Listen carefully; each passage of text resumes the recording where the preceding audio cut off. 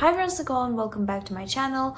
I'm going to attempt to film a reading vlog based on recommendations from a very small and very humble subreddit called Suggest Me a Book. It's not very small and it's not very humble, but I'm a recent Redditor. I just registered on Reddit for the first time and I was exploring the book-related subreddits when I stumbled upon this one, the concept of which was very intriguing for me because usually I'm the person that gives book recommendations to people on this channel, and by joining this subreddit I could finally experience the reverse of that dynamic. I want to be as fair as possible when it comes to the evaluation of the recommendations from that subreddit, and to achieve that we need to establish some kind of a point system. I'm going to go very simple. If the subreddit will manage to recommend a book that perfectly fills the prompt, they're going to get a point. If they're not going to be able to fulfill the prompt, they're going to get a point against them. And I also want to add an additional score system for my personal enjoyment of those recs. At the end, we will be able to see if Suggest Me a Book subreddit can actually deliver good recommendations. I gotta guess if the tick is okay, and it might feel weird to start the reading vlog here, but that is actually like the reading part is the only activity that I can do while I'm sick without feeling worse. I can watch an episode of a show, but then my head hurts really bad. So reading is the way to go, and I actually don't mind falling asleep when I read because it's actually one of my tactics. I read before sleep. So regardless, it's 50-50. Either way, it's a win. I either will go to sleep and sleep for a long while, which is healthy for me right now, or I will read more. I went on the subreddit this morning to find myself a book, and the request that I found the most interesting so far is the gothic fiction request. I love gothic fiction, and the person wanted recommendations for gothic fiction that is set in modern times, which I like, that is not about old rich families and their decrepit houses, which is something I'd be down for in a book, although I do not mind any type of gothic fiction, so it doesn't matter to me, but I would like to find some more unusual ones. I think the only book that I've read in the subgenre that somewhat fit was this one. I don't remember the title. Please do not hold it against me. I really love the book. It's just my brain right now, it doesn't work the same way it usually does. So that book, phenomenal. Also, it was a Southern Gothic. And I scrolled a little bit through the recommendations for this and found a Starling house. And now I'm at 60-ish%. I gotta say that it's definitely not an unusual Gothic story because it is about an old decrepit house, but I'm still really enjoying it. The story is about a girl named Opal who lives in a small town of Eden, Kentucky, and is deeply fascinated with this mysterious old house with a very grim history. The Starling house has owners, and the family of Starlings supposedly live there, but they don't communicate with anyone in the town, and every single thing that they need or want is just delivered to them. So there is a lot of mythos about the house and the members of the family. Opal's mother died in a car crash, and Opal has to take care for her younger brother Jasper now. She also, seemingly from that moment, from the accident, started dreaming about the Starling house and writing things about it, and trying to figure out histories of people that lived there. There is a particular person that she's very interested in that wrote a very creepy childhood picture book and then promptly disappeared. The picture book is very Alice in Wonderland. It's very creepy, very weird, and it's very beloved in certain circles. One day, Opal actually manages to come in contact with the living, breathing Starling family member named Arthur that currently lives in the Starling house. She's so invested in the house that she actually manages to land a position of the housekeeper there. It's very classic Gothic fiction, in my opinion. There are certain elements that make it a little bit different, as in it actually is a Southern Gothic. There are some interesting discussions on race, poverty, and female rage, but overall I would say it is not far from classic Gothic fiction. The main elements of the plot and setting are definitely present.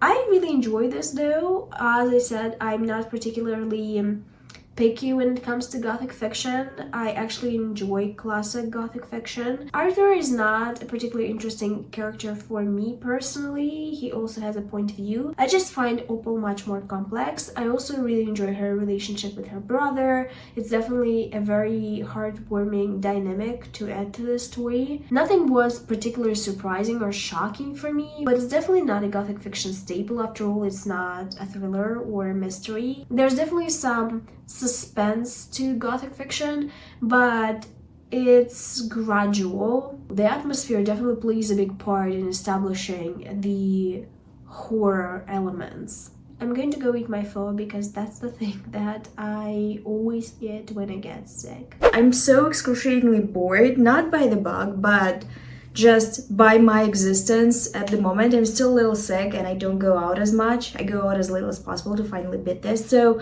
I picked up a long sleeve t-shirt and did this, like a TikTok tutorial to make a top. It's just a sign that I truly fell down to the pits of it, and I cannot wait to be fine again. I just want to be healthy. I just want to go out. I honestly think it's cute, but I'm also wearing PJs on the bottom because that's my life at the moment. Regarding the Starling house, I'm almost at the end of the book. I've been listening to it casually. I honestly have been listening to it less than I expected. My mind is just elsewhere. I cannot focus on anything, so the plans were thwarted. This book actually surprised me a little bit. It seemed like a very straightforward Gothic novel, but it subverts some tropes. For example, the Chosen One trope. The guardian of the Starling house is a voluntary position apparently, and people just can leave it and go on their merry way. I will also say that it is definitely a mix of Gothic, like classical Gothic, and a general contemporary fantasy, which makes it a little bit more interesting to read. In Gothic novels, I personally believe we're not supposed to get attached to characters because the characters are not the most important part of the story. They are pretty bland and all the same way, mostly. And in more modern variations, I get more attached to characters because they have more personality. So this line of thinking actually led me to wonder about the early young adult romances like Twilight, where it's very obvious that the protagonist Bella isn't supposed to be this big character. She is a character that the audience can really easily insert themselves into. And this technique is very similar to Gothic novels to me in that way. Were the Gothic novels, though, written with this idea in mind? I don't know. Regardless, the Starling house is pretty fun. It's not going to be a 5-star. I just know because I only have a few chapters left. But it is deeply entertaining. I like the characters. I like the dynamics between them. I like the themes of the story, but it lacks a certain je ne sais quoi that would make it a 5-star read. I don't read the romance between Arthur and Opal as exciting, but I really enjoy Opal's and Jasper's relationship. Jasper is her younger brother. I'm allergic to something once again. Don't mind the puffy face.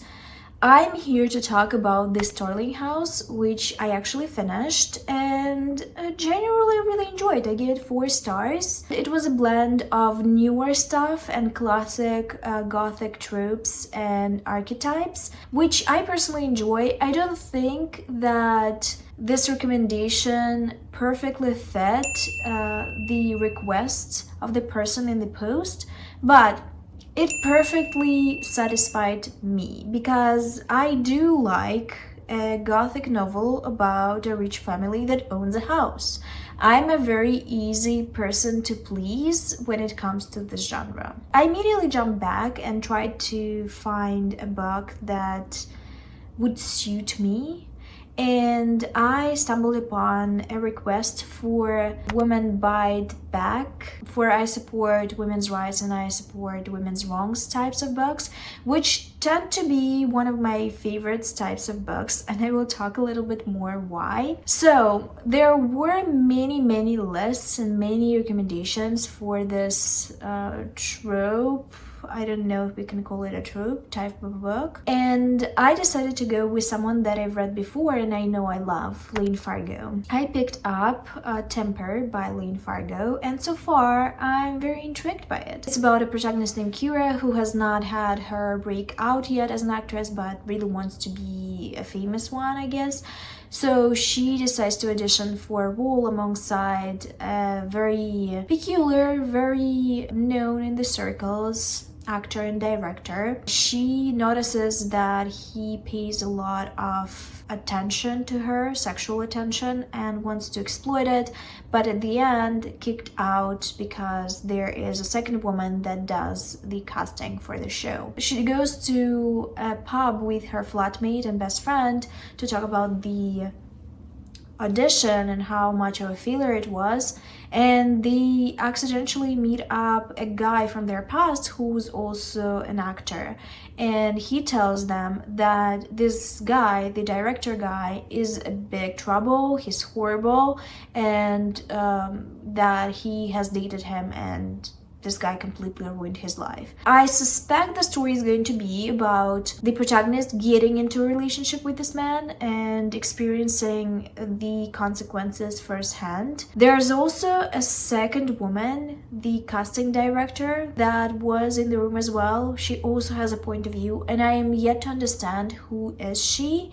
If she's just obsessed with this man because she's very much obsessed with this man, or if she's the girlfriend or the wife, because she does spend a lot of time with him and knows about his whereabouts and about the things that he's doing. So I suspect she also is going to play a role in this storyline. Perhaps she's the menace, and that's who is ruining the lives of his prospective partners. This book already gives me what I like about Layne Fargo's writing, which is literally thrillers. She doesn't write simple thrillers. Both of the protagonists are very unlikable, and I gotta say that it even made me think why I like some unlikable female characters and I don't like others. And the consensus seems to be, if it's an unlikable female character that typical traditional conservative man would not like, I will absolutely obsess over her.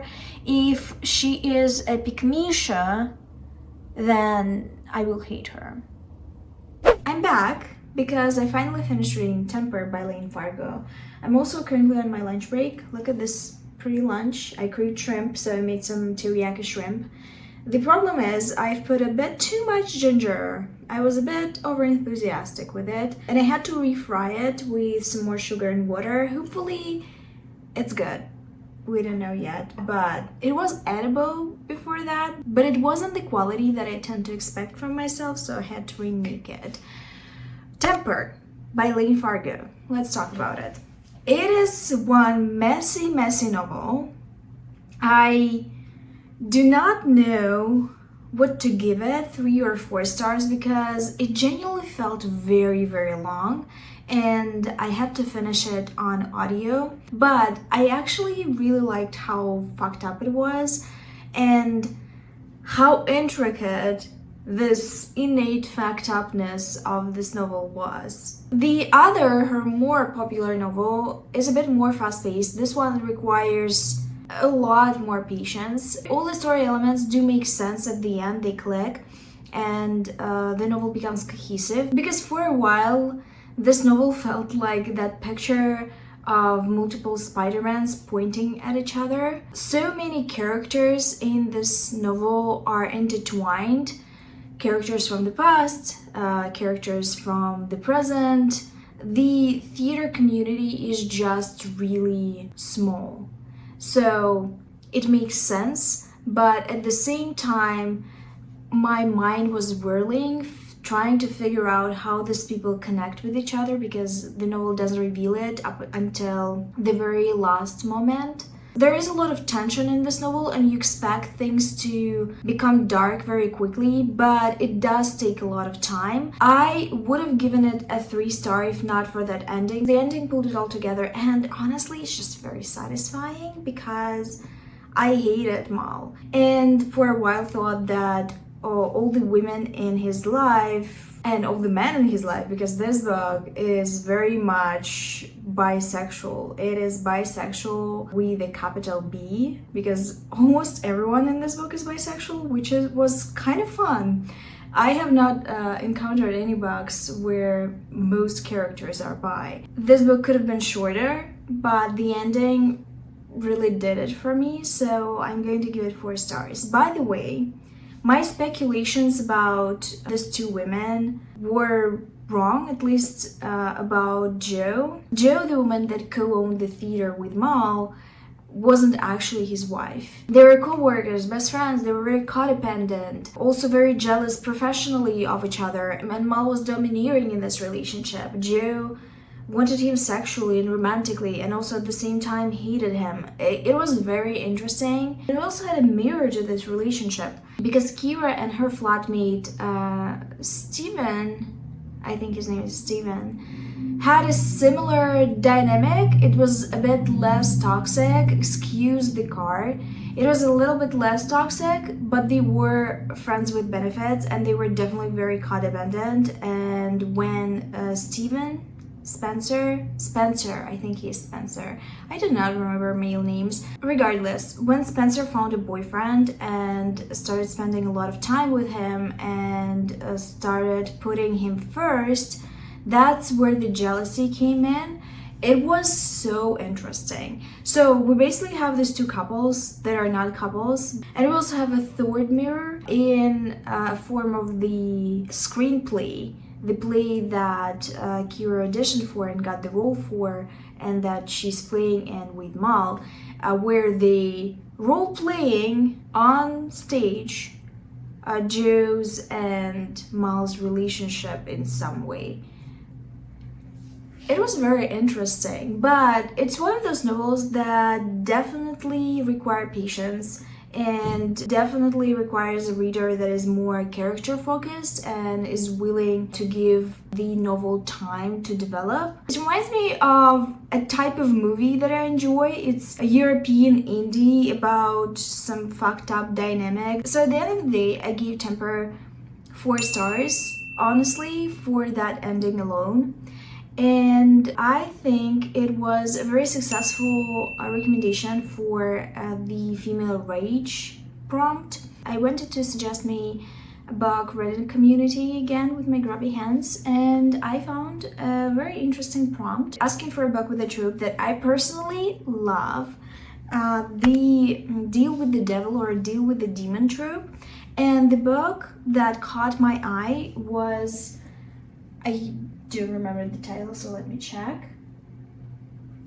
It's Light from Uncommon Stars by Ryka Aoki, and I've definitely seen it before, but not too much. Apparently, and I'm 2 chapters in, it's about a transgender woman that runs off from her abusive family, who's a very talented violinist and who wants to make it in a bigger, more open city. And about this woman who may or not may be a devil or a demon, who discovered 7 exceptionally talented violinists and trained them. I think she's going to discover the protagonist, but I'm not there yet. She's looking for the new student. The previous student died. It's not clear if he killed himself or if it was an accident, but there's definitely some reputation connected to her that isn't good. As in, she's known for bringing out talent, but bad luck follows her around. There's also some discussion about selling your soul to the devil to be a great performer. but I'm not sure yet if we're being serious or not. Though this book was recommended for this trope, so we'll see. Once again, I'm barely making it. The sun's going to go down in about 40 minutes, I think. It's very cloudy, so hard to tell, but it's definitely not the type of weather that is perfect for filming in natural light. I'm here to actually tell you that I'm finishing the reading vlog because I'm DNFing The Light of Uncommon Stars. It is just not a book that I can focus on, especially as an audiobook, and at the moment I mostly have time for audiobooks. I don't have a lot of time to read physically. I have a lot of things going on in the background that I don't want to share. It's just one of those books you cannot enjoy passively. You have to comprehend it. You have to immerse yourself into it. You have to appreciate the writing style. So I don't think I'm going to be able to move forward. I've restarted this book 3 times now, and I don't think it's going to get better, so I have to DNF it. Maybe when I have time, I will read it physically. I cannot say anything about the quality of the book. I cannot even share anything about my enjoyment because I have not verged too deeply. I've read a couple of chapters, I've listened to a couple of chapters, and it was hard for me to comprehend. So I think the best decision right now is to DNF it and maybe pick it up later. In terms of figuring out if